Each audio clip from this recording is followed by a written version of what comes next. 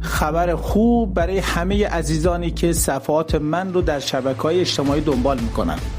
از شنبه 1 آذر ماه تمام سوالات مربوط به تغذیه، ورزش، سلامتی و تناسب اندام رو شخصا خودم پاسخ میدم.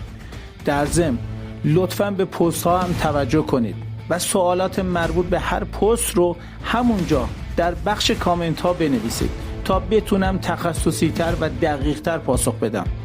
اگه مدتی میخوای تغییر کنی، اگه دنبال یک راهنمایی مطمئن برای رسیدن به بهترین نسخه خودت هستی، الان بهترین زمانه که سوالاتت رو بپرسی تا قدم هاتو محکمتر برداری.